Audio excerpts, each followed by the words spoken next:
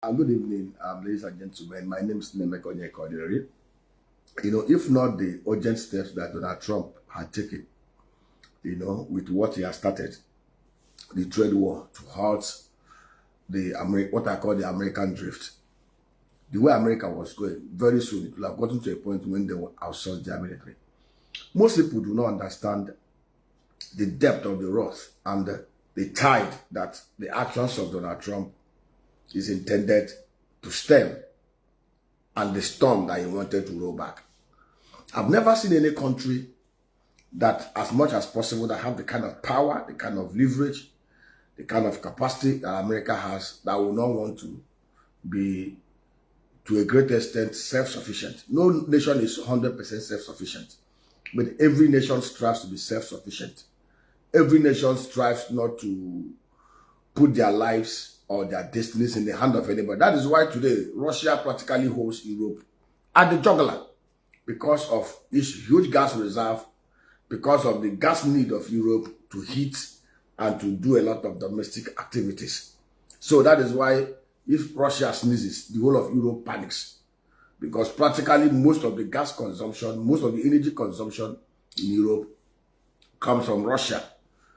And that is why, because they have the biggest gas reserve, 47 trillion standard cubic meters, followed of course by Kuwait, Iran, and all the rest of them.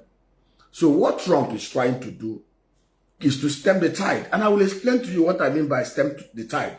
If you look at last year, total import of the US from China was about $463 billion. Total export of the US to China was about 168, thereabout. And then you look at it clearly, the America is running a very huge trade deficit against the Chinese. And if you look at it too, most of the things that are produced in China are done by American companies. And because of the fact that, for those of you who don't understand, there are four factors of production, four key factors of production. Land, which is naturally given by God. And of course, there's human capital, which is the mind, the brain, the strength of the human being. Then you have the machineries, the equipment, the robotics, the AIs, and everything. Then you have capital, which is the funding. But of all these factors of production, the most important factors are the issues of human capital and land. Human capital, because of our mind, the ingenuity of the mind. In fact, everything that is produced because of the creativity of the mind, the ability of the human being to harness and integrate the other three factors of production to bring productivity. And of course, the land is most important too after the human capital, because there's nothing that is produced or manufactured that does not have its origin from the earth. All the phone, the chips, the aircraft, the computers, even everything comes from raw materials extracted and processed from beneath the earth. And on the surface of the earth, things that has to do with agriculture, pharmaceuticals, and everything are from plants and agro-based, which is on the surface of the earth. Now, the human capital is key. Not every nation is endowed equally. Some nations have some mineral resources that other nations may not have. So there's always the interplay of trade. Those who have this will give those who do not have, and thereabout. Now, the US is simply saying, Donald Trump is simply saying, why should American companies go to China to produce and then ship into America? And people don't understand the implication. For most people in Nigeria, they won't understand because we're a wholly import-dependent economy. We've gotten to that deplorable state that we're even being referred to as a shit world jungle. Nigeria has no business being an import-dependent economy. Nigeria has no business depending on importing most of the things that we import into this land. Nigeria has no business being to the level where we are today. There are things that we have competitive advantage, we can easily produce here, that we are not producing. So basically what Trump is simply saying, I want to bring the jobs back. And in this whole fight, those who ship the jobs abroad, those who go to China, to Mexico to produce, are the corporate giants, the likes of Apple, the likes of Microsoft, and other manufacturing businesses. They go to China, they produce, they ship into America. The iPhones and all the rest of them. Now, America has technology. America has the human capital. America has everything to produce those things there. But the policies that they put in place have made it impossible for those companies to produce competitively and profitably in the US. And any entrepreneur will always want to site his business where he can reap maximum benefit. Collocate his business to the sources of raw materials and factors of production where it is cheaper. So China has always been the market where you have the cheap labor and everything.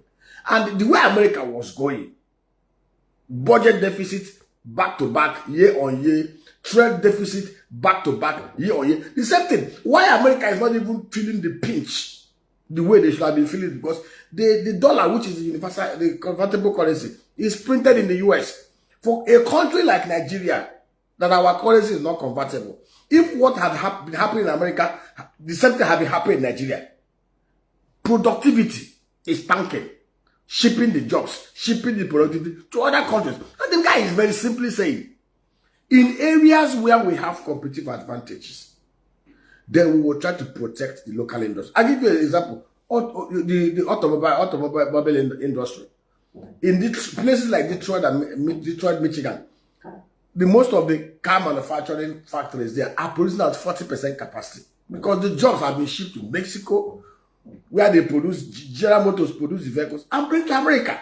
And the guy is simply saying, these vehicles can be produced in America. Why is it being shipped to Mexico? Because of cheap labor, because of other factors that make it cheaper to produce. So it's okay, I'm going to put tariff so that you come here and if by the time you produce it there, the one you're producing there, by the time I put tariff, the price will be too high that you'll be forced to patronize the local industry. Other countries, in Malaysia, go to Malaysia, you will see that Malaysia has a car that they produce. Their car may not be as beautiful as the Japanese or Koreans, but they try to protect their local car manufacturing businesses. That is why if you go to ask anybody that lives in Malaysia, if you're bringing BMW, if you're bringing Mercedes-Benz or any of these European cars, they put 100% tariff on you. So when you consider the cost of importing those cars, compared to local ones, you'll be forced to buy the local ones. But if you're too buoyant enough, you want to waste your money, you can import them. The same thing with UAE. Unlike the madness that we do in Kano, where his by his visit, destroy people's beer parlor, breaking crates of mineral, burning trucks, carrying beer. Yet, when they want to share fuck and jack, they will want to use bogus population and the bogus landmass to claim more revenue from VAT from labor. In Dubai, nobody is going to force you or break bottle so that you will not drink. But what they do is that they put tariff, heavy tariff, on the liquor coming into the US, to Dubai, to discourage people from drinking it. There was a time I traveled to Dubai. I lodged into a hotel. I opened my fridge. I saw a tot of whiskey, Hennessy. A tot, very simple. And the price tag there was $70. By the time I pressed a calculator and converted it to Naira, nobody advised me to put it back.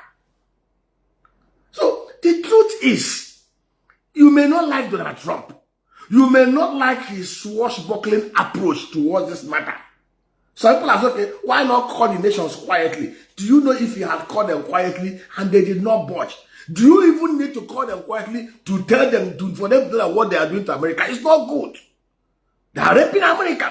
I'll give you an example. Between 2003 to 2023, America, under successive presidents, both Republicans and Democrats, put what they call the African Growth Opportunity Act, and to other Asian countries, they put the same thing. And what was the whole thing? America consumed more than about $127 billion worth of garments, shoes, apparel. Some of the big apparel producers and shoes like Nike, Adidas, and Puma do not have factories anywhere in America.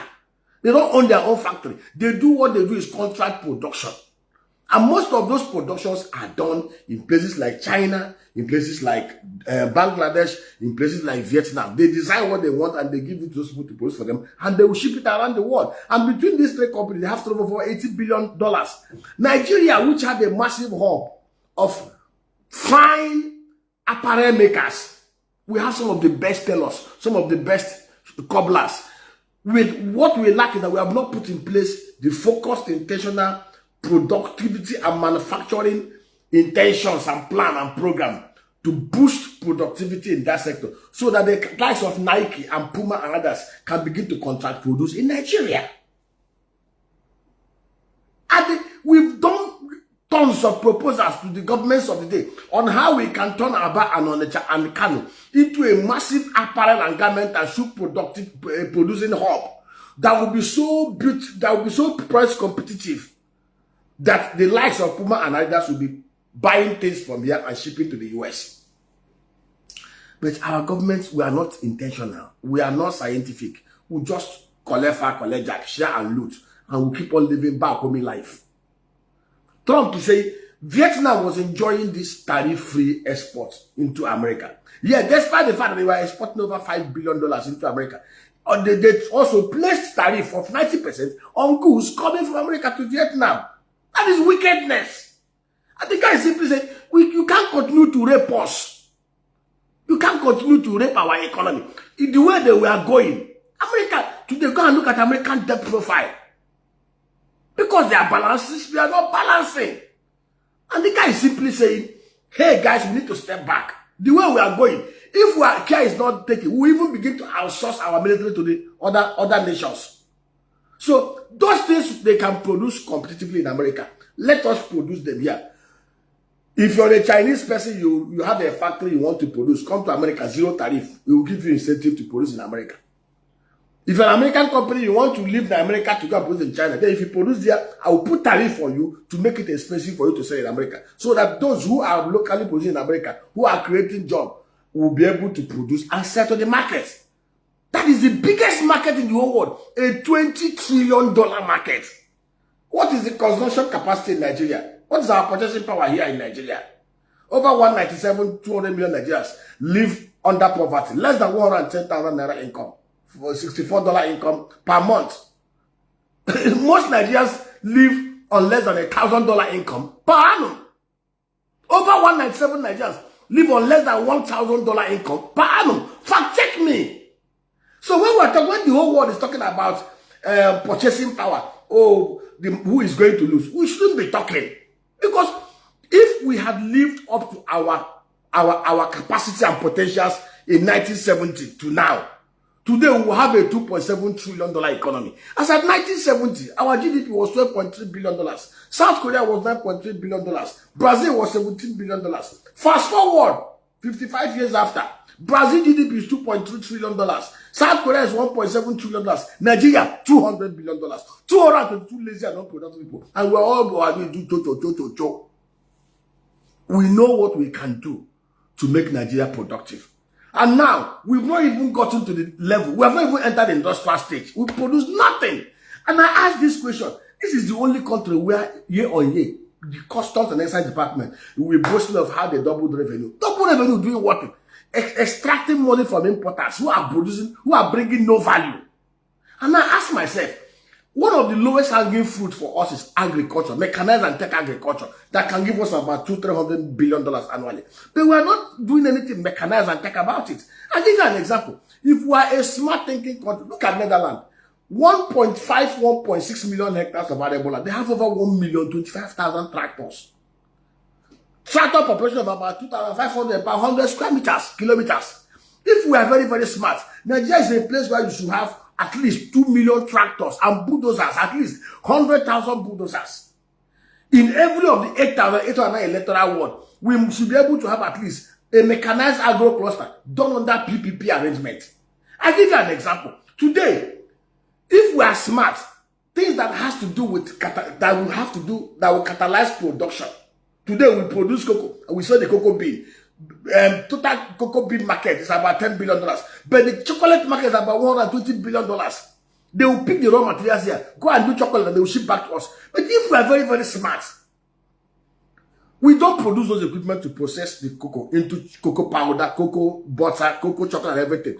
But we can import those equipment. A smart country will put zero tariff on those equipment to encourage people to bring them in. Then, rather than sell the cocoa bean, we will process the cocoa bean here into powder, into butter, do chocolates, and add value. Rather than exporting $2 billion, we will now be exporting $20 billion, value added. That is how nations think smartly. Things like tractor, things like bulldozer. I give you an example. Look at the cost of cultivating a hectare of land in China, in India, in Vietnam. Compared to Nigeria, you win for Nigeria. Now, there's a place in Abia State that I'm trying to clear 30 hectares of land to do 50,000 moringa tree. A cash cow that will sequester carbon dioxide and give us a carbon credit and dollar revenue. And that will give us massive wealth to do 40,000 cocoa trees there and to do 300,000 tubers of yam in grow bags. It's a $547 million project that will unlock about $1.2 billion for us over the next 30 years, every year annually. Now, but do you know one thing that will shock you?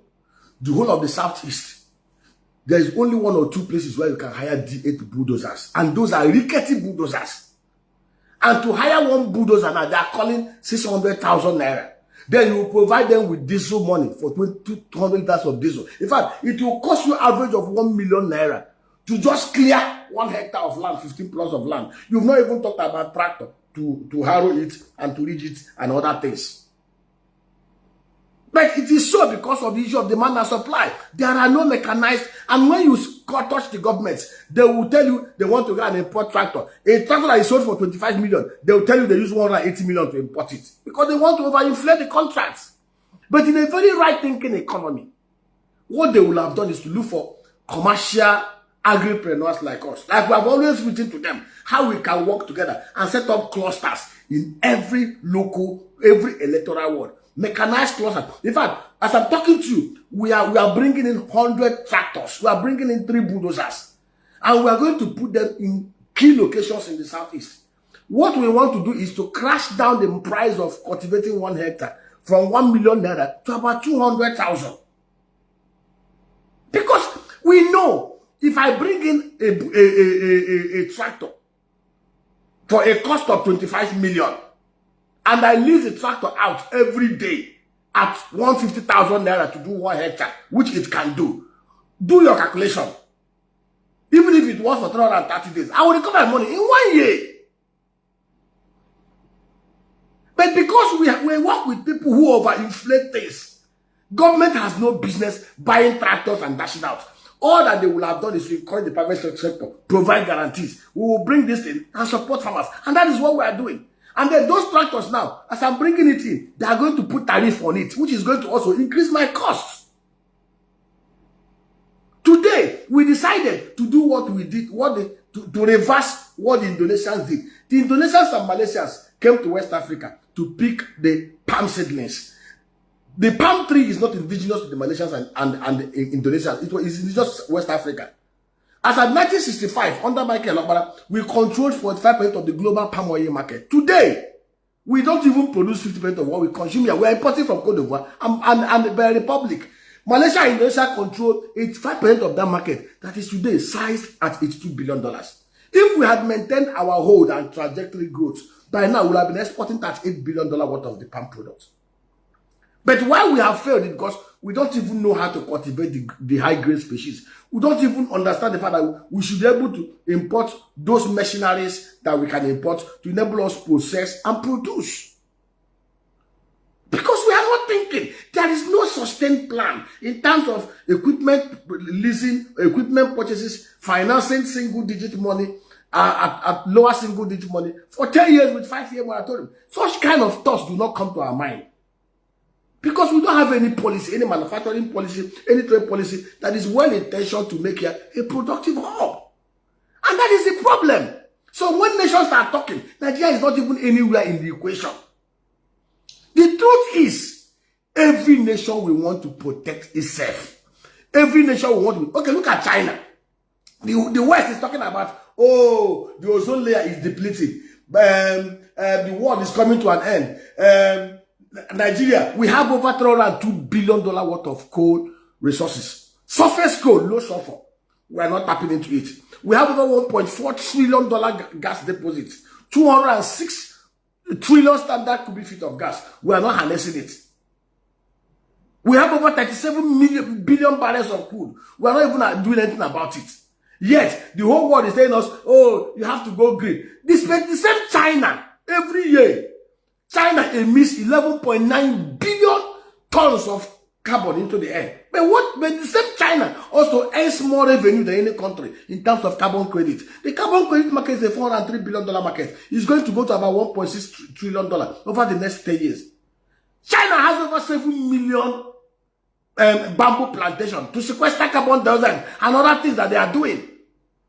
They are emitting 40% of the greenhouse emission in the whole world. Yet they are doing things to absorb it and to absorb themselves or blame.